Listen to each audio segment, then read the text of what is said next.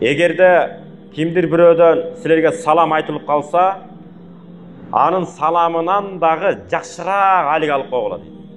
Ассаламу алейкум десе, ва алейкум ассалам десе, ва алейкум деп коет го кээ бир.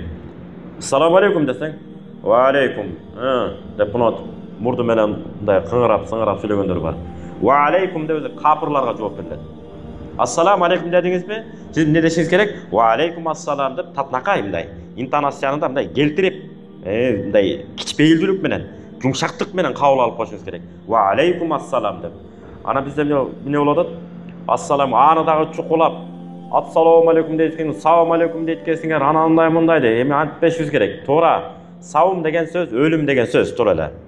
Ассаламу алейкумден эми ассаламу алейкум эпте өтүп келип калдык кайра эле. Мурункулар туура эле айткан. Ортодо баягы сайыздын убагында бир аз алыстап барып, анан кайра ордубузга келип калбадыкпы? Кайра жакшы болду. Ошон менен саламдарыбызга салам алейкум да боло берет. Салам алейкум да боло берет. Бул мындайча айтканда сизге тынчтык болсун деген сөз. Ассаламу алейкум десеңиз, сизге тынчтык болсун деп мындай басым менен айткан болосуз. Мындай бекемдеп, сизге тынчтык болсун деп. Жөн эле салам алейкум десеңиз, араб тилинде марифа накра деп коет.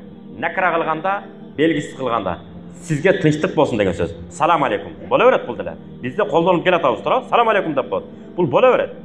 Эгерде ассаламу алейкум деп анан сыны эки жолу айтып койсо, ассаламу алейкум деп. Ортодо алдында лам бар. Анда сизге тынчтык болсун деп мындай чын дилден басып айткан болот. Көрдүңүзбү? Негизи маани өзгөрүп кетпейт болгону. Ошолорду кичине мындай түшүнүү менен кабыл алып коюшубуз керек. Мусулманчылыкты капырга тозокко бөлбөй турган терминдерге талашыштын эч кандай кереги деле жок. Кала берсе, пайгамбарыбыз Мухаммад алейхиссаламдын учурунда Билал радияллаху анху эмне кылган?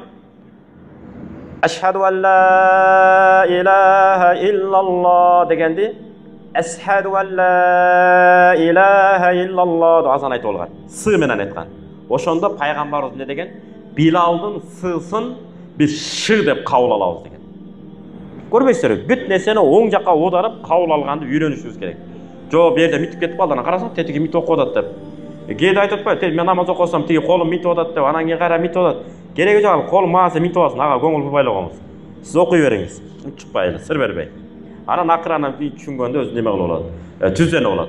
Ушундай да негизи кыбылабыз бир, Кураныбыз бир, мазхабыбыз бир, мазхаб. Ханафи мазхабына кетип атабыз. Ханафи мазхабы ар бирин өзүнүн далилдери менен эмне кылат? Жооп берет. Мисал карабайсызбы? Абу Ханифа рахматуллахи алейх минип турган атынан сурап атпайбы? Аты жөнүндө. Атыңыздын буту канча деп? Туягы дейт. Атыңыздын туягы канча дейт? Жерге түшүп 1, 2, 3, 4. 4 экен дейт. Эми ушуну түшпөй эле жооп берип койсоңуз болбой эле дейт. Каяктан билем, сен жаныңа келгенде балким буту сынып түшүп калган чагат дейт, бир буту. Мен көзүм менен көрүп анан айтышым керек дейт. Мына ушунчалык далил менен жооп берген. Ошон үчүн Имам Малик айтканда, Имам Азам ташты алтын десе, алтынды таш десе мен ишенем деген. Неге? Алтындын таш экенин, таштын алтын экенин далилдейт бул деген. Биздин көзүбүзгө алтын таштай, таш алтындай көрүнө бериши мүмкүн дейт. Бул сырткы маани эмес, ички маанисин чукулап анан таап чыгат деген да. Көрбөйсүзбү? Ошон үчүн ушунча бири-бирин сыйлаган ал алымдар.